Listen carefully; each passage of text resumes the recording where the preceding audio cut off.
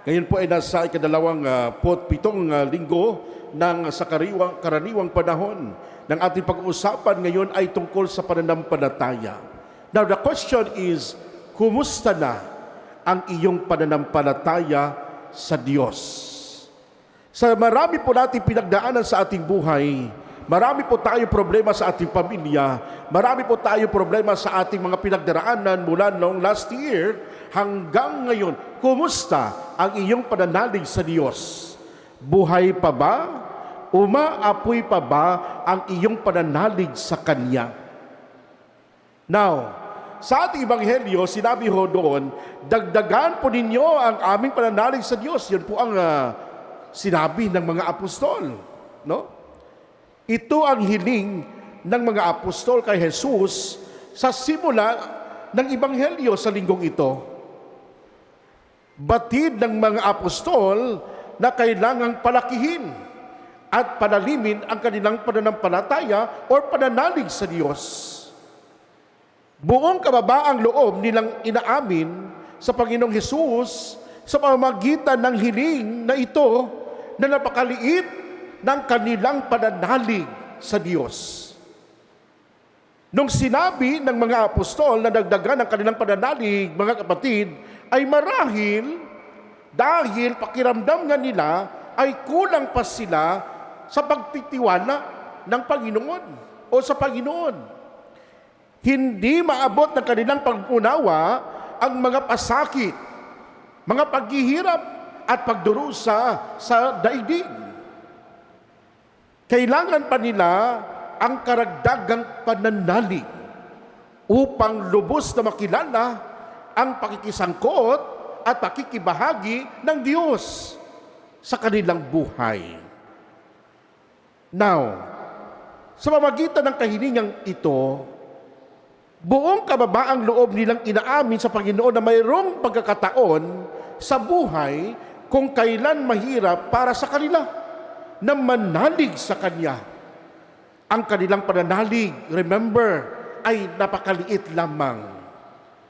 Batid ng mga apostol na nililimitahan sila ng kanilang maliit na pananalig upang buong puso nilang maihandog ang kanilang sarili sa Kanya, kay Jesus.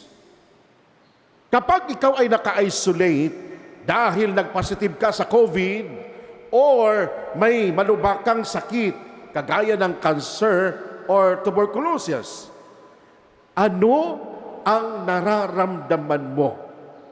Ano ang ating normal na reaksyon? Di po ba? Siyempre, takot ang ating nararamdaman or takot. Natatakot tayo dahil malayo tayo sa ating pamilya, lalong-lalo na sa mga OFW nating mga kapatid. Natatakot tayo dahil baka isang araw ay mawala na tayo sa piling nila. Subalit, kapag tayo ay naka-isolate dahil sa isang malubhang sakit, at kapag alam na natin na pinagdarasal tayo ng pamilya, ng ating kaibigan, lalong-lalo na sa ating mahal sa buhay, remember, nakakagaan ng loob at nakakawala ng takot. Tama o hindi? Tama. No? Yung bang lumalakas tayo dahil may kasama tayo, kahit malayo tayo sa kanila. Ha? Mas lumalakas ang pananalig natin sa Diyos dahil alam po natin nandyan palagi siya. Ito'y tinatawag natin na Emmanuel. Remember, God is with us. At tandaan po natin, when you feel like you are drowning in life, don't worry. Your lifeguard walks on water. Kung nahihirapan ka man sa buhay, nalulunod dahil sa problema, pagsubok, problema sa pamilya o sa iyong asawa o sa iyong anak, huwag kang mag-alala. Sasagipin ka ng Diyos.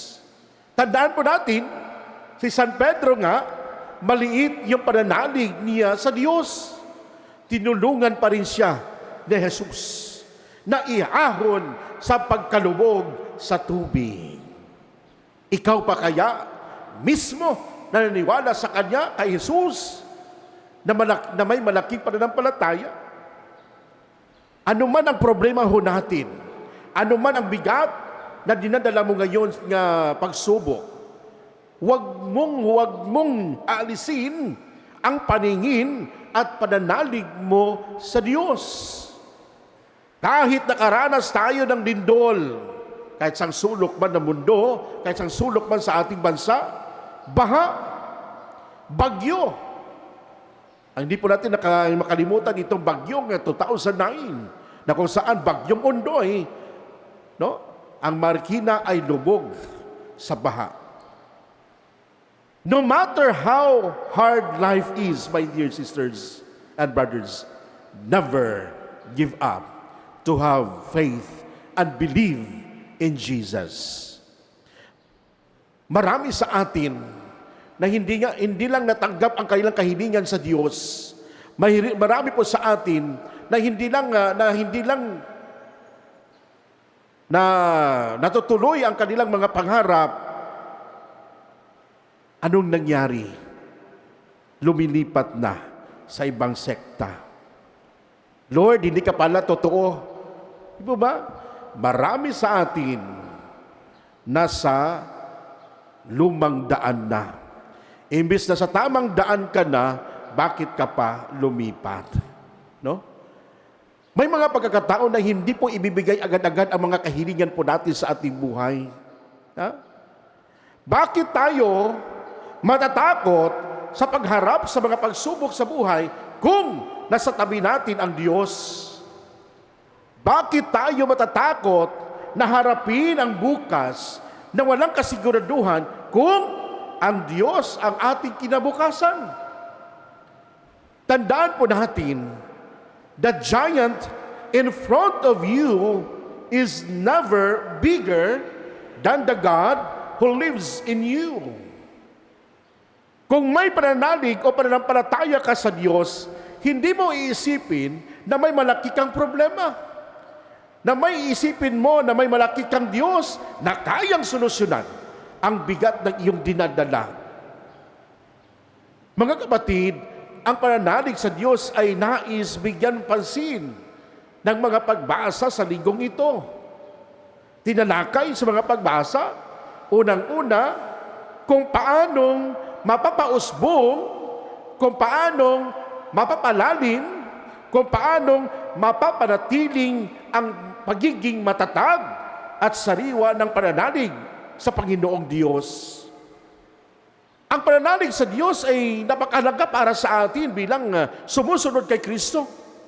Dahil ito ang sagisag ng ating ugnayan, relationship sa Diyos. No? Ang ating pananalig sa Panginoon ay isang tanda ng ating pagmamahal at pagsamba sa Kanya. Pinanaligan natin ang Panginoong Diyos na ating iniibig, na ating sinasamba sa pamamagitan ng banal na misa. Nais nating lumalim, nais mo nating lumago, at nais mo nating panatilihin ang katatagan ng pagiging sariwa nito upang ang ating pag-ibig at pagsamba sa Diyos ay lalo nating maipahayag. Katunayan, ang katotohanan ito ay binigyang pansin sa hiling ng mga apostol kay Jesus sa ating mga pagbasa. Dahil sa unang pagbasa ho natin, kung yun napansin, nagbitiw ng isang pangako ang Diyos bilang tugon sa dalangin at panagoy ni Propeta Habakuk. Sa mga sandali ng panagoy na ito, si Propeta Habakuk, mga kapatid, ay dumalangin sa Diyos. Ang dalangin ni Propeta Habakuk na nahahapis at nananagoy dahil sa kawalan ng katarungan sa lipunan noon ay tinugon ng Diyos sa pamamagitan ng isang pangako. Now, darating ang panahon kung kailan parurusahan ang mga mapagmataas aabuso, mapangsamantala, magnanakaw, lalong-lalo na sa mga mangungutang na hanggang ngayon hindi kayo binabayaran. Ha? Mga sinungaling, mga scammer, o lalong-lalo na yung mga manilinlang. Ang tugon na ito ng Panginoon ay tinanggap at pinanaligan ni Propeta Habakuk.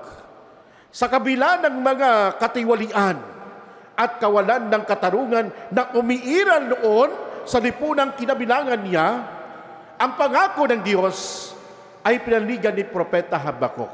At ganoon din, umaasa tayo at naniniwala po tayo na parurusahan yung mga nangyayari sa ating bansa, ang magnanakaw. Inilarawan naman ni Apostol San Pablo, mga kapatid, sa ating pangalawang pagbasa, ang buhay ng mga nananalig sa Diyos. Dahil ang Panginoon ay hindi nila ikinahiya. Ang Panginoong Diyos ay buong puso nilang ipinagmamalaki. Dahil sa kabila ng mga hirap at pagsubok sa buhay, sa Diyos pa rin sila kakapit. Katulad na mismo ni Apostol San Pablo. Sa mga sandaling, ang mga katagang ito ay kanyang isinulat. Si San Pablo ay nakabilanggo, remember, dahil sa kanyang pananalig at pagsaksi kay Kristo Jesus. Ang kanyang pagiging bilanggo para kay Kristo ay hindi niya ikinahiya. Ipinagmalaki niya ito dahil batid niyan ang kanyang mga tiisin sa buhay bilang misyonero ay inihandog niya para kay Kristo. Nananalig si Apostol San Pablo na ang kanyang mga tiisin sa kanyang misyon ay para sa higit na ikaluluhati ng Panginoon. The question now, ang tanong ho natin, paano nga ba nating mapapalaki ang ating pananalig sa Diyos? Ano nga ba ang dapat nating gawin upang maging katulad ng mga pananalig ng mga banal sa langit, ang ating pananalig sa Diyos? Sabi ni Jesus sa ating ebanghelyo ngayon ulit, no? Na hindi ito minamadali. Hindi minamadali ang paglago, ang pag-usbong, at lalong-lalo na ang paglalim at pagpalaki sa ating pananalig sa Diyos. Magsimula talaga ito sa maliit. Di po ba? Hindi naman tayo naniniwala sa Diyos na buong-buo agad o punong-puno o malaki na ang pananalig mo, kundi nagsisimula po ito sa maliit na bagay.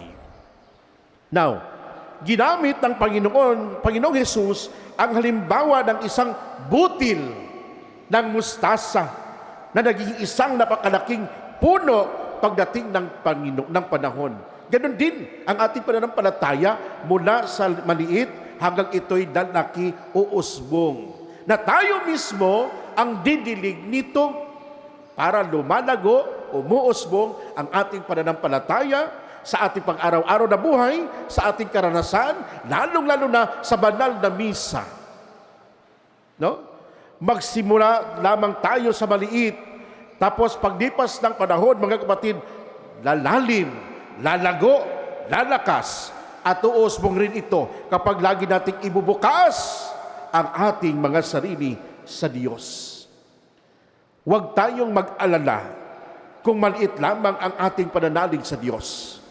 Lalago rin ito pagdating ng panahon kung lagi nating ibubukas ang ating mga sarili sa Kanya. Now, bilang mga Kristiyano Katoliko, sa ating paglalakbay sa buhay na ito na maraming pagsubok habang tayo ay nabubuhay, remember, naway magkaroon tayo ng malakas na pananalig sa Diyos. Huwag kang bibitiw dahil never bibitiwan tayo ng Diyos.